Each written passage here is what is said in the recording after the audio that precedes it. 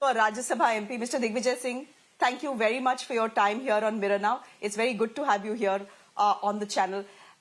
Let's start with what has happened today. Since you were in the Rajya Sabha, sir, and there was a bit of a behest with Mr. Dhankar, can I start by asking you, and both of you are the same vintage, was it fair for the opposition and Kalyan Banerjee to do what he did? Was mimicking the chair and the vice president of India okay?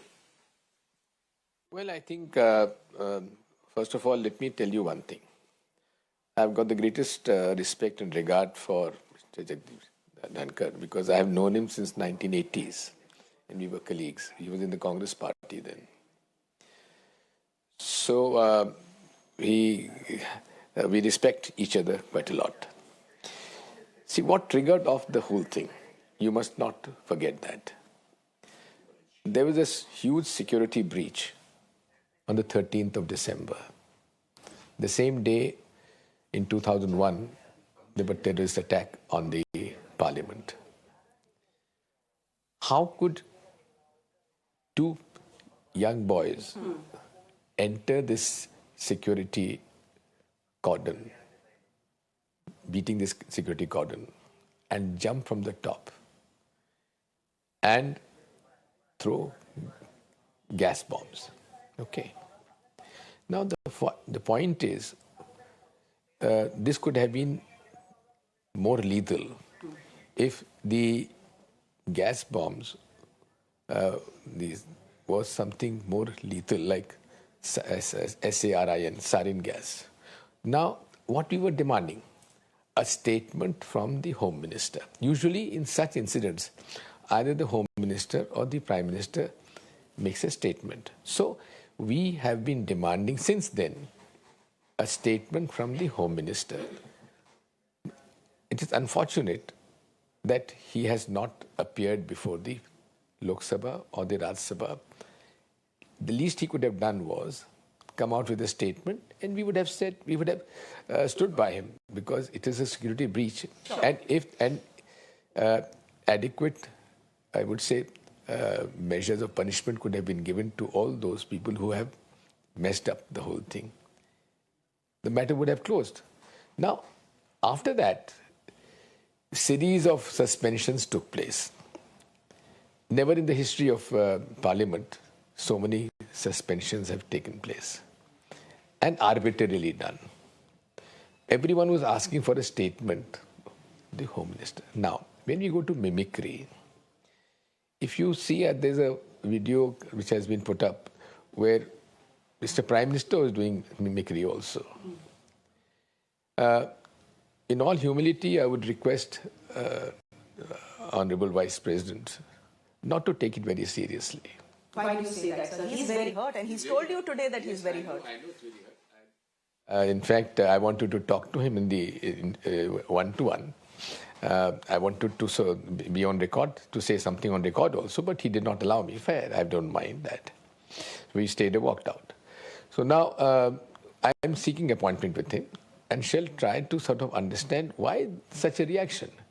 People do mimicry for me also. I don't mind. It's a good fun. One should have a sense of humor. He's saying मेरी जात को insult किया है.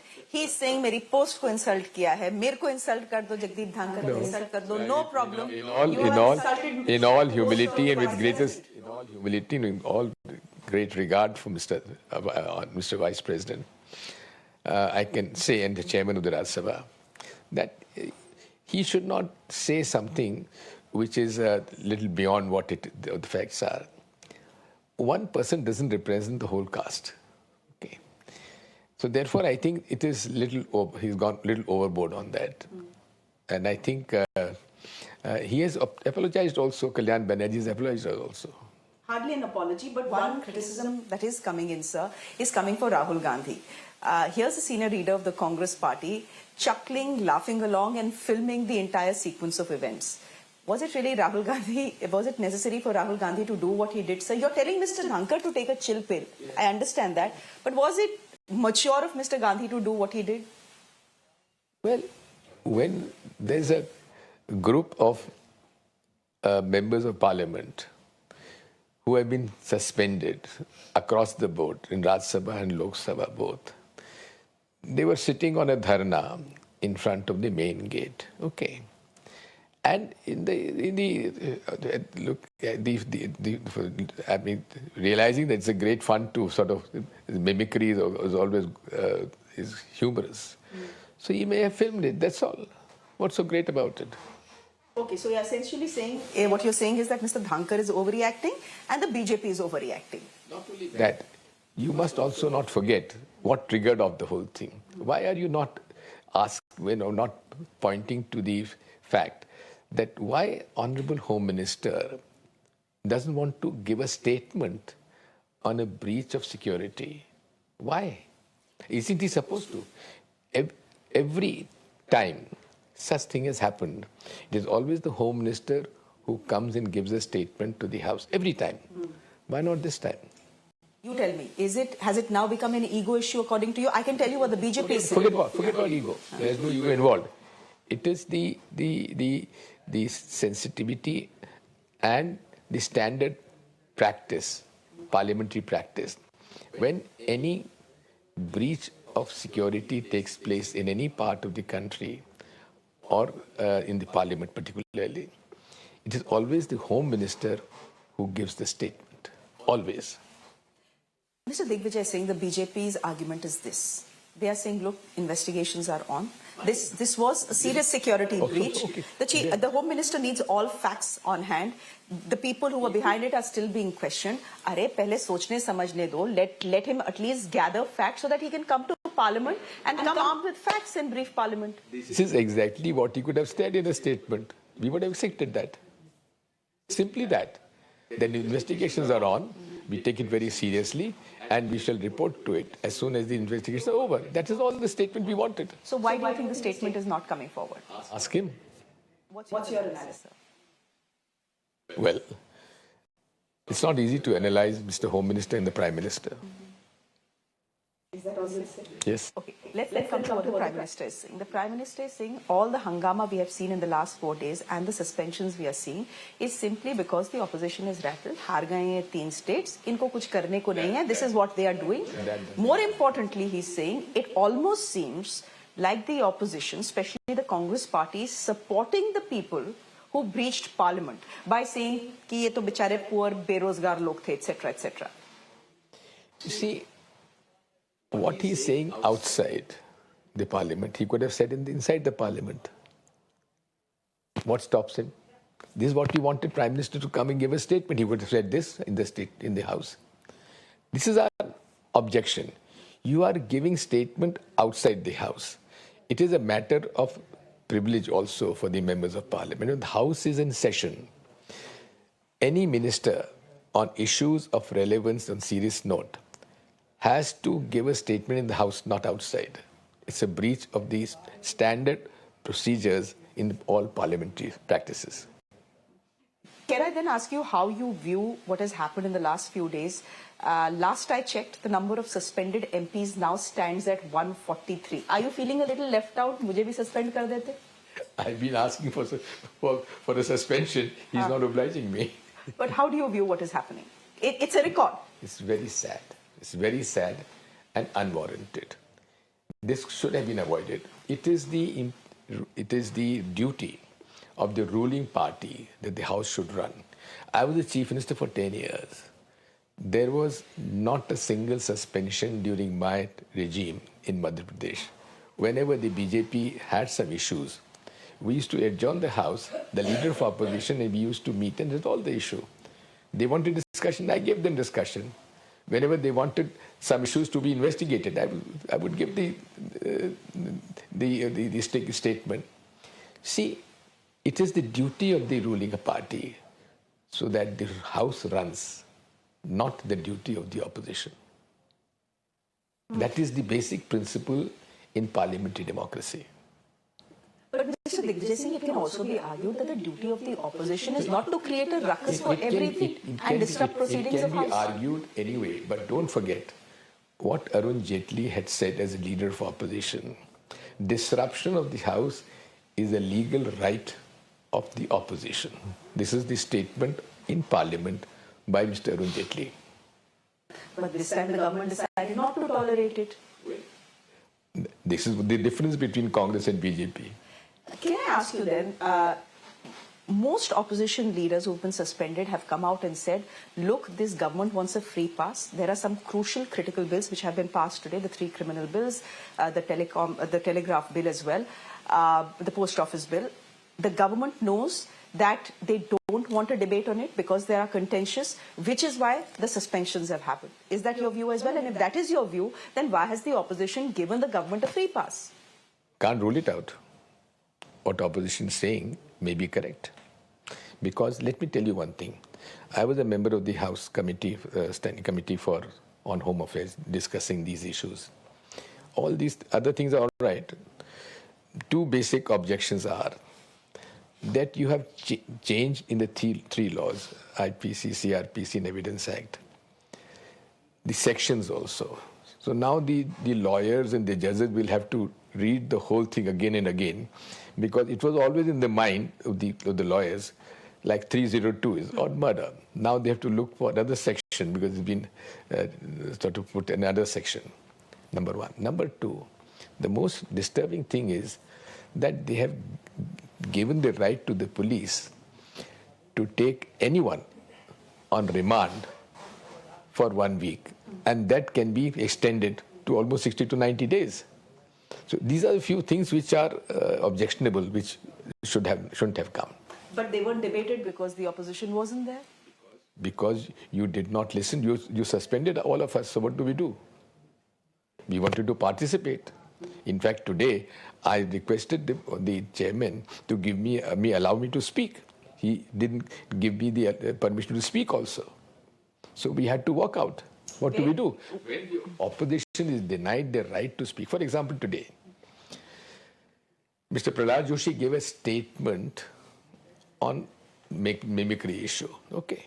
Now, every time a minister makes a statement, it is a right of the leader of opposition to sort of make a statement, give a reaction to what the minister has said, if he has to say something. And this is the duty of the chair, that he should ask the leader of opposition or anyone in the opposition party if they have anything to say on the statement made by the minister, which was denied. He refused to listen to us. Isn't it high-handedness? Where do you see this end? Do you see this end with all opposition MPs of the India bloc being suspended? 143 is the count right now. No. Well, there are a few left. What can they do?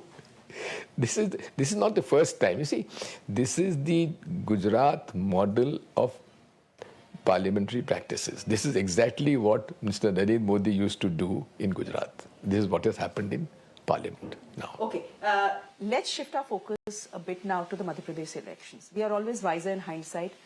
Do you know what went wrong for the Congress party in Madhya Pradesh? Frankly, I've never been so off the mark in my life as I was this time. I've been in Madhya Pradesh politics in 1977. I've been a PCC president, I've been a minister, I've been chief minister. And I know the state fairly well. At no point of time I could ever imagine that we have a vote difference of 8%. Unheard of. The margins have always been very slight, plus minus 1 to 2%. But 8%? And that too, I fought my first election in 1977 on the Congress party's ticket with a huge wave against Congress, pro-Janata Party wave. We were not allowed to enter the villages that time. So much of anger among the people.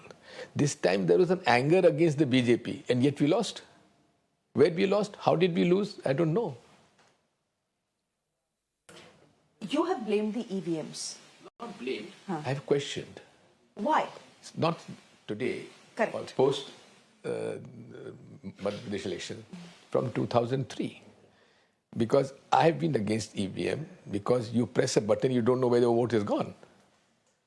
And in today's technology era, there is no machine which has a chip which can't be manipulated. Even the reserve banks of Russia and Bangladesh have been hacked. Millions have been stolen. Every day you have a hacker Olympics. So I think, can you allow our largest democracy to be hacked, the results be hacked by master hackers? Now, there are 2-3 questions I've been asking the EVM after the VVPAT machine has come in. Question number 1, they say it's a standalone machine. If it's a standalone machine, how do you load the VVPAT unit of the name and the symbol in the VVPAT machine? The symbol loading unit, SLU, is a small instrument which they bring, which has a software, and it is connected by internet to the central server of the Election Commission and loaded on the VVPAT unit. This Election Commission is not owning up. Okay. Number 1. Number 2, this thing is that in a free and fair election, whatever software you feed in these chips, there's a chip in the control unit, there's a chip in the VVPAT, there is no chip in the ballot unit. The software should come in the public domain. This was the recommendation in 2006 technical committee also. Why this has not been done? In Australia, they are using EVM, but they have put the software in the public domain. The randomization of the machines should be post withdrawal of the last date of withdrawal. And then all these things have to be in public domain for a free and fair election. This is what my demand is. But unfortunately, the Election Commission of India is not even giving us appointment. So are you telling me that the 2014 and the 2019 elections were hacked? Is that what you're saying? Or are you saying it can be done, so let's find a fair system? I'm questioning the functioning of the EVM machine in totality. Okay. And what is our demand? Our demand is simple. It should be by ballot paper. Okay. If you don't want ballot paper, then we have a hybrid functioning. The VVPAT slip that drops in the box after 7-second picture that appears, why don't you give that slip in our hand? And put it in another box. Or box. So we will know where our vote has been rightly printed or not. Today we don't know our vote has been rightly printed or not. How do I know? Because one thing, the ballot unit is the time when my intent to vote is registered. Okay. That does not go to the control unit. It comes to the VVPAT unit, which has a chip. So the moment we press the button, there's a picture. After that, it goes through a microprocessor, which has a software, and to the printer. The printer would type or print whatever the message has gone from the microprocessor, not from the ballot unit. Okay. This is my objection. And the India bloc has now written to the Election Commission of India asking for this very thing to happen. The moment the parchi comes out, hand it over and put it. But the counter argument is the counting will take way too much time. No. Tell me one thing. American presidency election, how long does it take to count? How long does it take for the results to be declared? It takes months. What is more important? A free and fair election or 12 hours or 24 hours more of delay? Okay, coming back to the Madhya Pradesh elections, you're saying you're not completely blaming EVMs for the Congress's failure in Madhya Pradesh. Who do you attribute the BJP's success to? Do you attribute it to Shivraj Singh Chauhan, his policies, or do you attribute it to Prime Minister Modi's carpet bombing in Madhya Pradesh? You have to give it to the man. To our failure. Oh, you're saying the Madhya Pradesh defeat was your defeat, not the BJP's win, not Prime Minister Modi's win. Two things. One thing is that it has come as a surprise to us. Sorry, babe. That's okay, that's fine.